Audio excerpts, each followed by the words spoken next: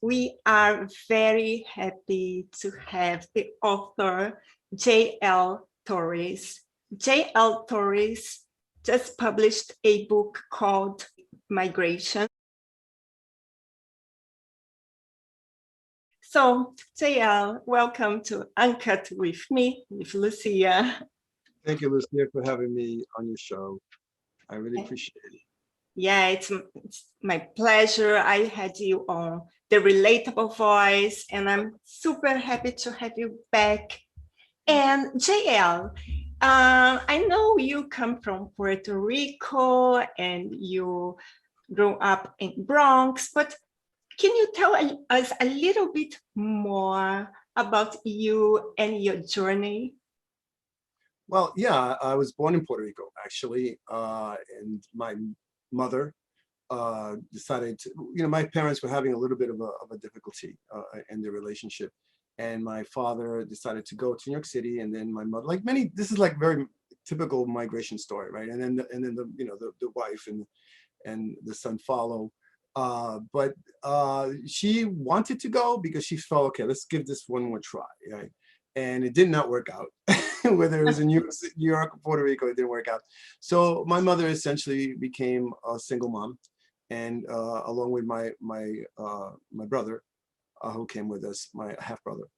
And so I grew up in the South Bronx, actually. And I mentioned South Bronx because it's very different, the South Bronx, from just generally the Bronx. The South Bronx, when I was growing up there, really was a place where there was high incident of crime. There were gangs. There were, it was a red line area. It was the buildings were being torched, which is to say they were being. We believe, some of us believe that there was arson involved, because it was a hard situation in terms of poverty, in terms of the landlords couldn't get the money they wanted for rents, and they did not like the people that were moving into the South Bronx, which were people like me, and my parents and my mother. So it was really rough there, but it's still interesting to note that despite that kind of background, I really had a good childhood. I mean, I did not, it wasn't because my parents, my mother finally found my stepfather, who was really in many ways my father. And I grew up in a somewhat nuclear background. We both of them brought an income, and I didn't feel like poverty stricken, as maybe, often people believe that everybody that lives in an environment like that is, parents were not on public assistance, they worked. It was a lower middle class home, pretty much. I went to school there. I grew up in New York City, beyond the South Bronx. New York City was open to me as one of the greatest cities in the world. It had a lot to offer. And then, I went to college in New York State, and I went back to Puerto Rico after I got my MFA in creative writing. And I stayed there a period of time. Because I felt that I wanted to write about Puerto Rico even back then. And I wanted to sort of get a sense of my roots. So I spent some time there. Then I met my wife, Lee, and we got married because it was a long distance relationship. I had met her before, and we kind of broke off because we felt that, well, I felt really, it was my doing. I felt, I don't know how we can do this. I felt I was going to probably stay there, maybe even live the rest of my life there. So we got together again, and we got married. And I went off to get my degree, my doctoral degree. I can't believe that she did that all with me at that time. Because it was rough. Starting a doctoral program at the same time you're starting a marriage. It was really, really, the first year was a little rough. And but I could go on and on. But I mean, it's basically, I'm a Puerto Rican that I grew up in New York City. Then eventually went back to try to find myself there, and then I came back again, and now I'm upstate New York, where I essentially was a professor for 20 years, and just recently decided to retire. And all that during that time, I've always been a creative writer. I've kind of squeeze in my projects in between you know, like summers when we get off, you know, when we get recess, you know, like winter recess, these spring breaks, you know, try to put together, take off from whatever I left, right, to continue writing, because it's rough to really, a lot of people think, oh, you have a lot of time, you know, when you're writing, but no, if you're doing the job right, you know, you're teaching, you're teaching, you're having to prep for your classes, you have to grade papers, you know, and during that time you find yourself busy and not having as much time as you would like for writing. So I'm in fact, just one of my colleagues the other, you know, told me, it's amazing, Jose, that you've been able to write as many books as you have. You know, I'm impressed, because it's hard for professors to write, you know, in between breaks and stuff like that. So that's pretty much my background. Yes, I am Puerto Rican. Both my parents are Puerto Rican. A person that is very proud of being Puerto Rican and tries to learn as much as possible about my heritage and my history and my culture, and that is transferred into the books I write. Mm-hmm. And how many books did you write? All right, so I have a novel called The Accidental Native, a collection of poems titled Boricua Passport. My first collection of short stories was really based on my MFA program, my MFA. It had a different name back then, and then I added extra stories. That was a process. And then that was my first published collection. And now I have this particular book, you know, Migrations, you know, which, you know, is like you said, the winner of the inaugural Tomas Rivera Prize. And I also have I co-edited a collection of critical essays on the literature of the Puerto Rican diaspora. So that's sort of my academic book that I did along with somebody else. And JL, can you show your book cover again? Sure, happy to. That's beautiful. I love this old Cadillac. Is like 52. 52. Cadillac. Yeah, right. El Dorado. Right. And the thing is this, well, you know, coming from you, that you're an artist, you know, I think that's great when an artist tells me this is a really nice cover. And it really has a story, this cover, because I always, and I would give anybody, if the listeners out there who are writers, get involved in the cover. I think that a cover is super important. I was an editor for many years of a journal called the Saranac Review. I was the executive editor and the editor. And one of the happiest things for me creatively was working on the cover. I thought that because every edition would have a different cover, right? And I had a wonderful art director, David Powell, and we would, you know, he would give us examples and say, oh, I don't know about this one. And we would go back and forth, you know, there was always that collaborative effort. And we were known pretty much, people who followed us and followed would always say, you guys always come up with really great covers. And so I think it's important for the author to get involved in their covers. Sometimes they let it go, and then they get very unhappy. They're very unhappy. You know, you have to speak up. It's your cover, and the cover, and we live in a very visual time where people will catch something and they don't. This is a very eye-catching cover for the colors, and also it's so strange. You have this 52, LD on a water. It's like, you know, why isn't it water, right? It's floating water, but it's driving on water, you know? So that says a lot about migration, isn't it? We're always at the water, is crossing the water. But the 52 Cadillac is very symbolic. The first story has a 52 Cadillac in it. Yeah, the first story is called Mint Condition, and it's about a wife, widow really, who has lost a husband recently during the Hurricane Maria, after Hurricane Maria, and he owned this 52 Cadillac. That was his treasure, right, to a certain point, or she thought. And he dies, and now she has to do something with it. She tries to sell it because some of these cars in mint condition, which is the title, can, you know, if you sell it, they can get you sometimes $200,000, $100,000, $150,000. And she thought the car was in mint condition, but it wasn't. When she goes to this particular event that her husband used to always go to, with the car, everybody said, "Are you kidding? This car is not this." And then, but the sad part about the story is that she learns more about her husband than she realized, because he would go alone to these things. He would ask her, but then after a while, you know, I guess in their marriage, she's older than she is by like 15 years. So she's a little, you know, he's a little older than him, and he's rich. He has his money. She's Puerto Rican. He's American. And so the car is not in the mint condition she thought, but she also learns a lot about her husband, that begins to start questioning, wow, you know, who was he? You know, I thought I knew him. So, but also at a deeper level, and when I do this in my story, sometimes I always feel like I'm writing to two audiences. I'm writing to the sort of Puerto Rican audience, but I'm also writing to the general audience. Puerto Ricans will pick up that this symbol because the car is really 1952 is when the Estado Libre Asociado was started.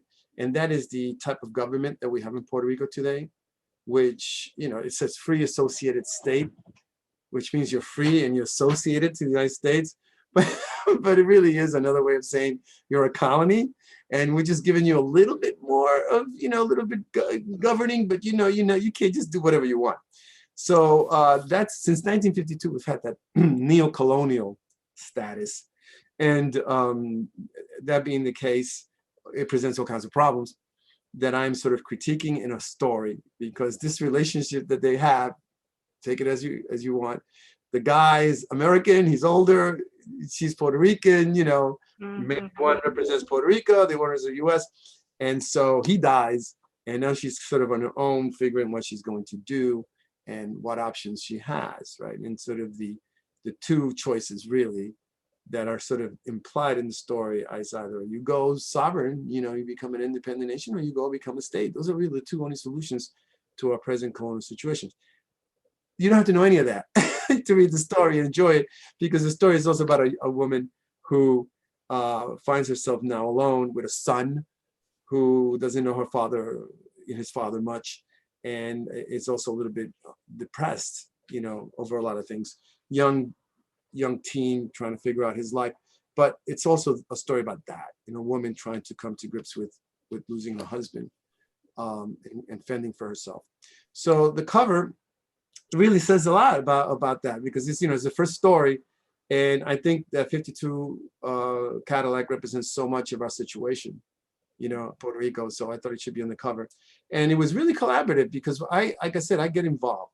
So I said, this is what I have in my mind, and you know, I'm not a graphic designer, but I know a little. So I was sending him ideas, and there must have been like, this guy, what? You know, he's not an artist, and he's sending us like little, you know, like mock, you know, covers, and I'm like, like I imagine. But I'm sorry, this is my book, and the cover has to mean something, right? So I had sort of ideas, and they went off on that. I knew I needed something in the ocean, right? And I said blue. It's got to be blue. In my mind, it had to be blue. So then the publisher and the editor of LR Books, Tom Lutz, who's wonderful, said, why not a catalog, you know, because it's an LD catalog, on the cover? And I said, oh, that'd be great. And then I said, maybe we can put it in the water, right? Because that would really be freaky and kind of weird. And he said, yes. And then it went from there. And then my son, who's also artistic, I sent him the covers. I sent several people. This is another thing too. I would advise her, send it out to general people out there, readers, you know, friends, and people who really will honest with you. Because some people say, oh, everything you do is great. And, you know, so it's people who are honest and going to tell you, oh, I don't like that. I like that. Because it's, you know, it's good feedback. So my son, who's artistic in his own way, I said, Dad, but you know, that car looks so static there. It doesn't show any movement. And he said, you should have like a foam or something behind it. So the foam idea, you know, is really his idea. And so I passed that on to the art people. It says, yeah, you're right. And so, you know, thank your son for us. And of course I did. And one of the stories, by the way, is dedicated to my son, Julian. So like I said, it's a long way to say it's a great cover. I love it. And a lot of people do comment on it, and it's worked so far. because at least, you know, it's eye-catching, and Very. there's so many books out there, right? I mean, in at least if you get a person to look at the cover a little closer just because they like it, maybe they'll open up and figure out what's this book about, right? So Yes. yeah, I was very happy with it. Stands out. It stands out from other books for sure. Oh yeah, I think so. So I'm very happy with it. And I like the idea of a Cadillac crossing the seas. So I really like this cover. And as an artist, I want to congratulate you and your illustrator and your son, of course. They really, I mean, because, you know, one thing is for it to be in your head, in your mind, and then it really is the artist. And oh my God, her name is in here. I did Lila Aguilera is the graphic designer, and she did a fantastic job, because, you know, it's one thing to have it in your mind, but to put it on the cover with all the specs and all the things that you have to do for book covers, as I know, is another thing. And she did a great job. So I'm very happy with this cover for sure. Your book, Migrations. How did you come up with the idea of this collection? Okay, well, one of the stories in the collection is titled Go Make Some Fire, which is based on Puerto Rican adolescents, young adults, that actually was sent to the Carlisle Industrial Indian School. And some of your listeners might know what that is, others not. Those were schools, they were like boarding schools that the American government during the 19th century was sending young Indians, you know, Native Americans, to these schools to try to sort of Americanize them.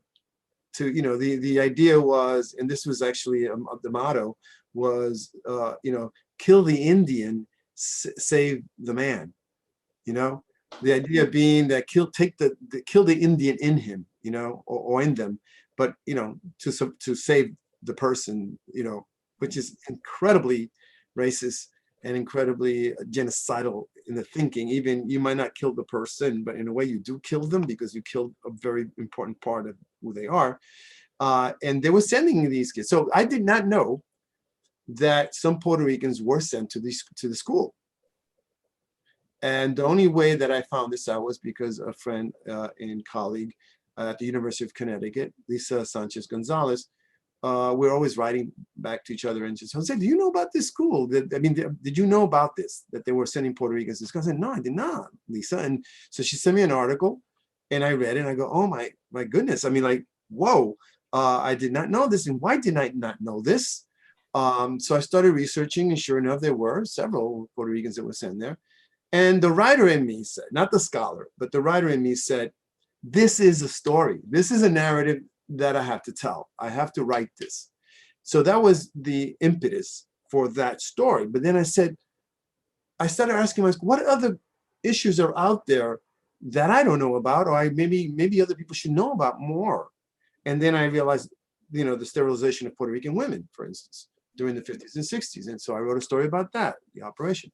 Puerto Ricans that went to Hawaii. There's a whole population of Puerto Ricans living in Hawaii, and their ancestors were Puerto Ricans who went there after a horrible hurricane in 1898, which is interesting. That's the year that the US invaded us, and in that fall of the same year that the Americans took over the island, there was this horrific, one of the worst hurricanes to that date before Maria.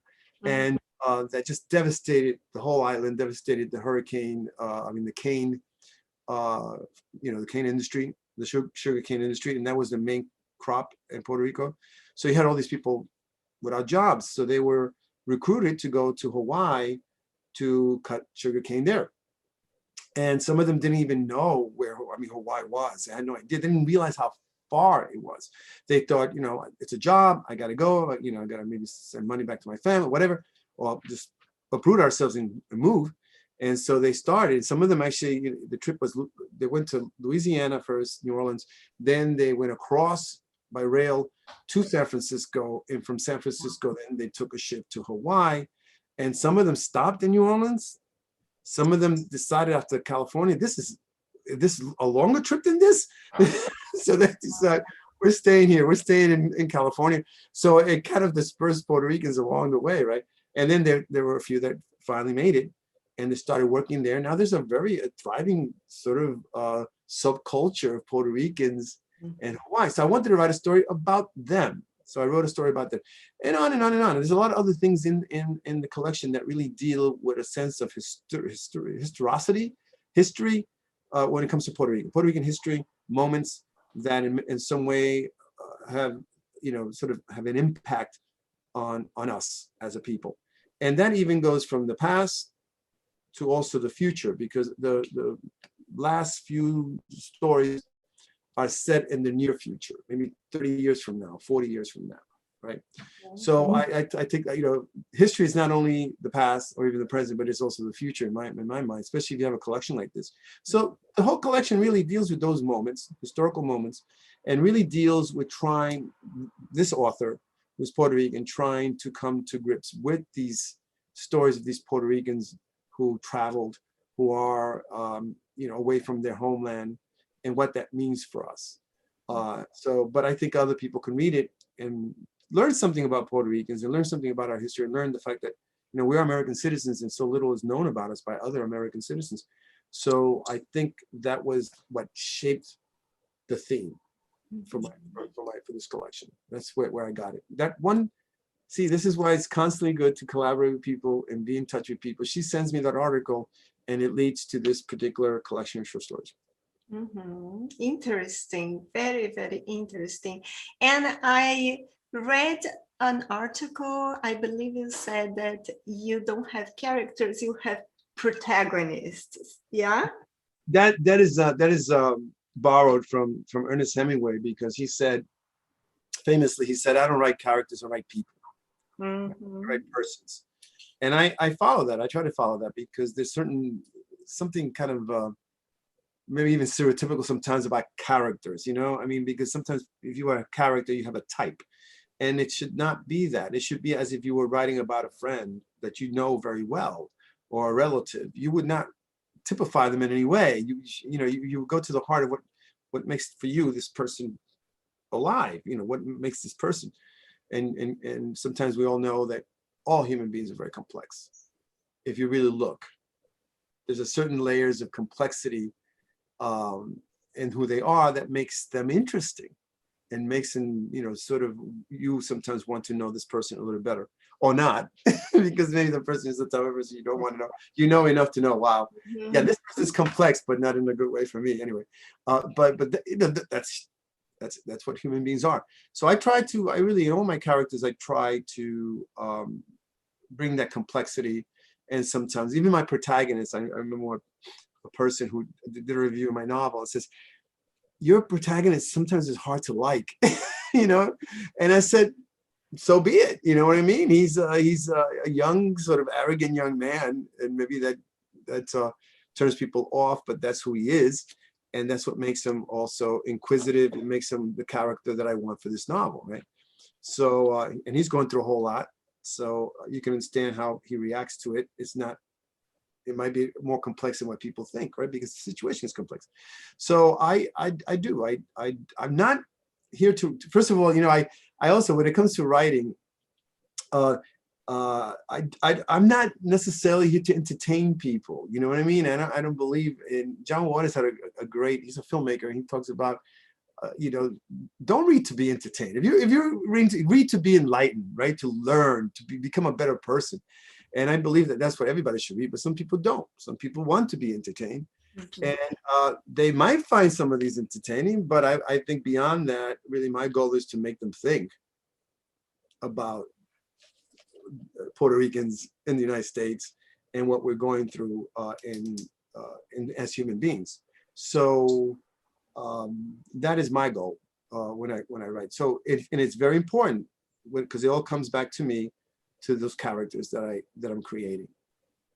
And also, I know you won the inaugural Thomas Rivera Prize, and congratulations. Thank you very much. This is another story, and it has a lot to do also. And again, if some of your listeners are thinking of writing a short story collection, or they have one in mind, a couple points on that. One, I really strongly believe you should write a thematic one, because I've written, my first one was a compilation, which means, I wrote all these individual stories and I put them all together, it's harder and harder, I think, to just publish short stories, period. Short story collections are very difficult to publish.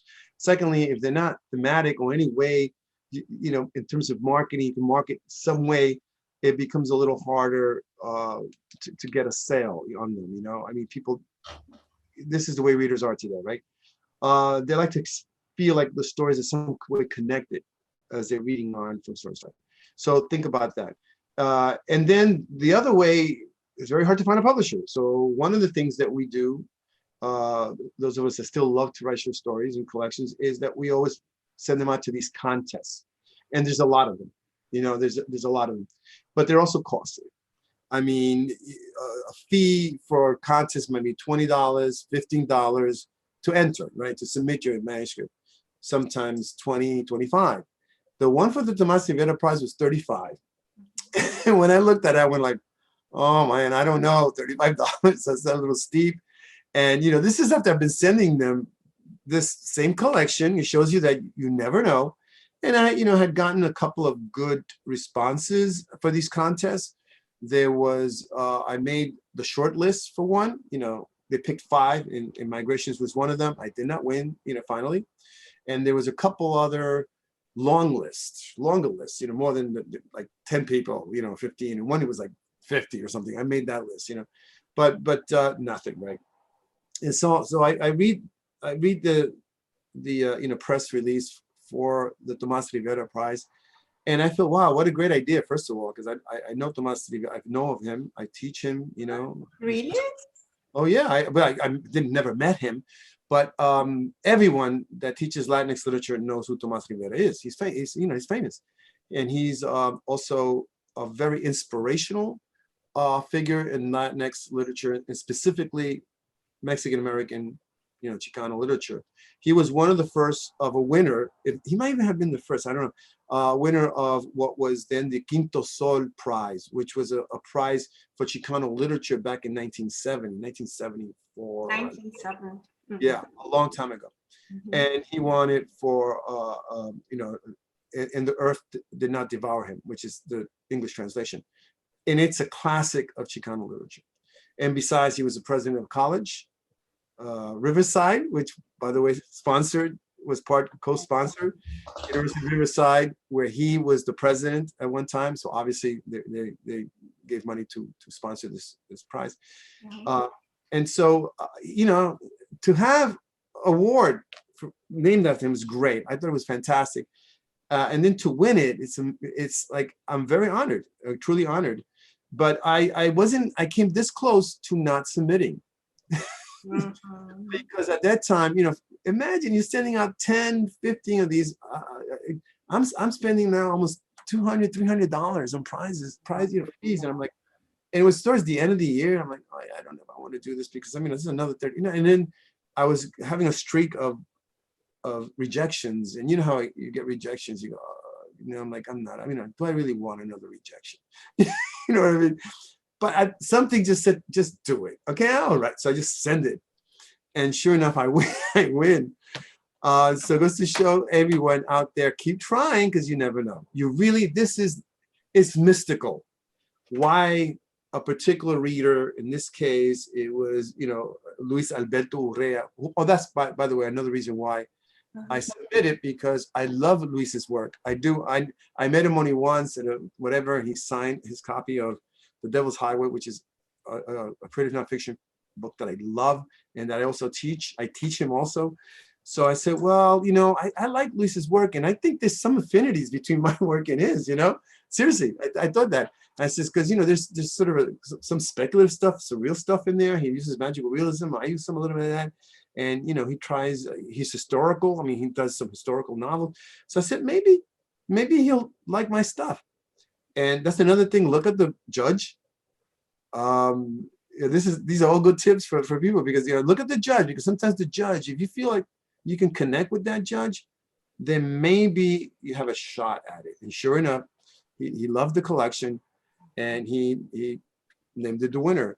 and here I am. So that is, you know, to me, it was really a thrill. It was an honor. And quite frankly, I got very emotional because of not only Tomas Rivera, you know, but to win a prize. Anytime you win a prize, I think in your life that you're always, as a writer, looking for validation. You know, you want, am I good enough? Am I good enough? You know, you publish books and you still, am I good enough? You know, you're really down on yourself, and you're like really being tough on yourself as a critic. You know, like give it up. You know, and then you win a prize. You go, oh, maybe I, you know, maybe I have a little talent. You know, so it was really it's a good story. And it's very impressive. Yeah, Mm. it's so good to know that someone really, really, really like your work, and this is priceless. Although it was $30, but it's fine. 35, and I'm like, wow, this is expensive for a fee, you know, but you know what, it's just, I'm not kidding, Lucia. I mean, I can't, I was like, oh, you know, like I saw it and I was, oh no, and then I went back like a couple of days later. I said, I should just send it, you know. Why not? Well, you know what, so what, so I lose $35, you know, and I did. And you know, it's because another thing is, this is Tomas Rivera, you know, and Luis Alberto Urrea is a Mexican American writer. So I said, well, you know, I'm writing about Puerto Ricans. Maybe the award should go to a Mexican American writer. You know what I mean? And so when they picked me, I'm like, whoa, because I thought, you know, I thought maybe it would go to a Mexican American writer. And there are a lot of really fantastic Mexican American writers out there who are really deserving. I don't know if they send stuff, but you know. But so I'm very happy. I'm very happy about that, truly. Yeah. JL, tell our audience how they can find this spectacular book, and how can we find you online, website, all your social media. Please tell us. Okay, so yeah, this book, you can find it at Amazon. You can find it in any online bookseller, Barnes & Noble, Discovery. I mean, really, it's pretty widely, you know, you can find it anywhere, pretty much. But you also can find it in the LARB Books website. So you can just Google LARB Books if you really want to support, you know, an independent bookseller. And I would really suggest to anywhere that they have a bookstore that's independent, and ask them to order it for you. You know, that you could do that also. There's no hard way to find books these days, really. And secondly, in terms of my social media, my handle for Twitter is Rican Writer. As you can also find me, my Facebook page is also Rican, RICAN WRITER. And I also have an author's page, which is J.L.Torres.writer.com.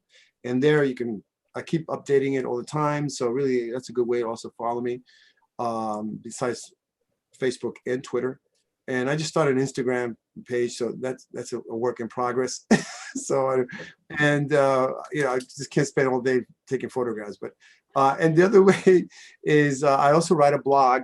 If you're interested in Latinx culture and literature and topics, I also write on those topics in a blog of mine that is called Post Barrio, BARRIO universe.com. You can find me there too.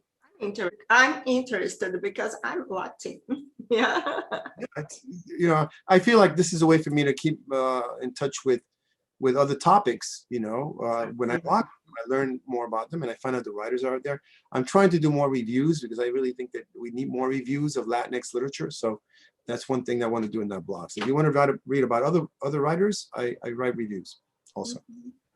Very good. So JL, was a pleasure to have you here today.